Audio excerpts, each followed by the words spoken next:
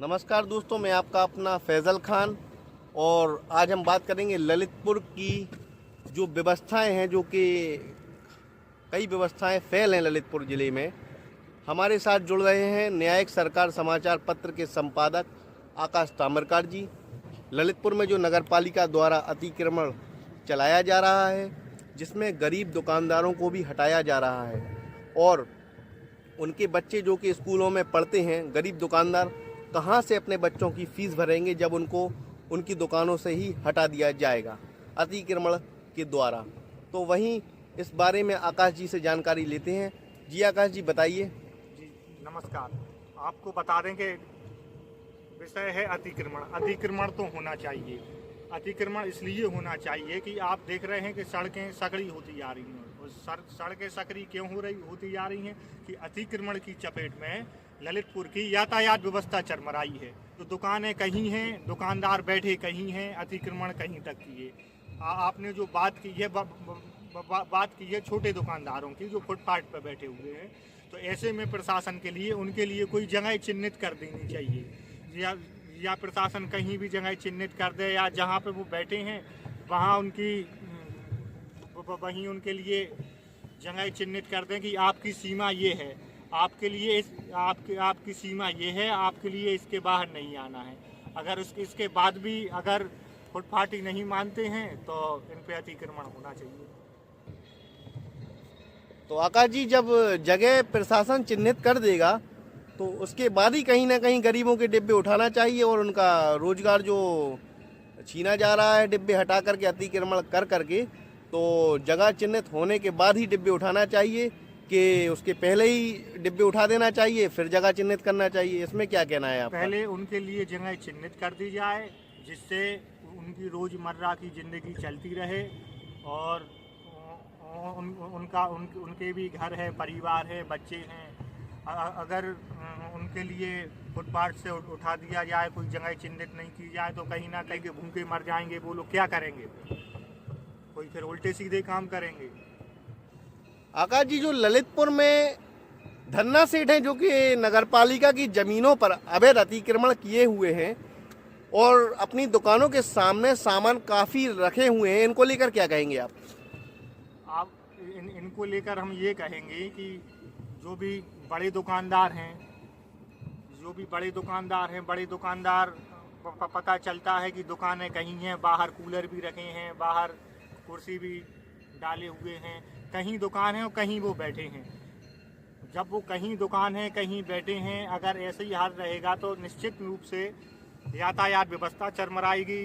और कहीं प्रशासन को इस ओर भी ध्यान देना चाहिए कि इनका जो बड़े दुकानदार अतिक्रमण किए हुए हैं, इनके लिए हटाना चाहिए और इनकी भी एक रूप ऐसी रेखा बना देनी चाहिए कि आपके लिए इस हद से बाहर नहीं आना है।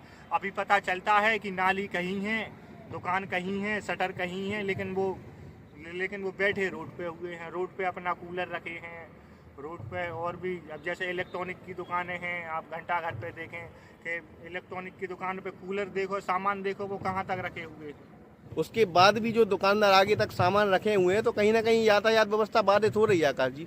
यातायात व्यवस्था बिल्कुल बाधित हो रही है। और अगर अतिक्रमण माने तो छोटे दुकानदारों का अतिक्रमण नहीं है, अतिक्रमण बड़े दुकानदारों का है। जब छोटे दुकानदारों को जगह नहीं मिलती है तो तभी वो रोड पे आते हैं। ना तो वो तो अपनी हद में रहते हैं, अपनी सीमा में रहते हैं, उनके लिए पता है कि यातायात व्यवस्था चालू रहे। लेकिन क्या है, बड़े दुकानदार अपनी दुकान के सामने ठेला खड़ा नहीं करने देते, कोई वाहन खड़ा नहीं करने देते। ये बहुत दुर्भाग्य है कि खुद ही वो बड़े दुकानदार अतिक्रमण किए हुए हैं कहीं ना कहीं। बड़े दुकानदार ने निश्चित रूप से अतिक्रमण किए हुए हैं। जो ललितपुर जिला चिकित्सालय है, जैसे कि मरीजों को नीचे देखा गया है बोतल लगाए हुए, जबकि उन मरीजों को पलंग के ऊपर होना चाहिए। तो पलंग की व्यवस्थाएं भी फेल हैं, जिसको लेकर ललितपुर जिलाधिकारी महोदय ने ललितपुर जिला चिकित्सालय का निरीक्षण किया और अधिकारियों को वहां के लगाई फटकार। तो वहीं निर्देश भी दिए सख्त कि मरीजों के साथ कोई भेदभाव नहीं होना चाहिए, उनका इलाज अच्छे तरीके से होना चाहिए। ललितपुर जिलाधिकारी ने फटकार भी लगाई है और कड़े शब्दों में कहा भी है कि मरीजों के लिए पलंग ज़्यादा से ज़्यादा उपलब्ध कराए जाएं। इसको लेकर आकाश जी आपका क्या कहना है कि जो ललितपुर की जिला चिकित्सालय की व्यवस्थाएं हैं, जो कि एक रेफर सेंटर बनकर रह गया है, जब भी कोई मरीज किसी स्थिति में पहुंचता है वहां इलाज कराने के लिए तो उसको आकाश जी झांसी रेफर कर दिया जाता है, और साथ ही साथ वहां पर जो पलंग की व्यवस्थाएं हैं उसमें मरीजों को नीचे बैठे देखा गया है। इसमें आपको क्या कहना है? आपको बता दें कि ललितपुर के जो जनप्रतिनिधि हैं, जनप्रतिनिधि बिल्कुल शून्य हैं। जनप्रतिनिधि अपने काम में बीते हुए हैं, उनके लिए जनता से कोई मतलब नहीं है, कोई लेना देना नहीं है।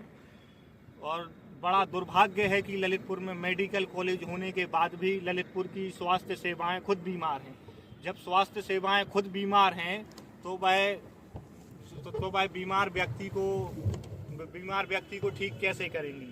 और अभी कुछ दिन पहले डीएम ने निरीक्षण भी किया है स्वास्थ्य सेवाओं का, तो उनके लिए भी खामियां मिली और उन्होंने स्वास्थ्य सेवाओं को बेहतर बनाने के लिए संबंधित को दिशा निर्देश भी दिए।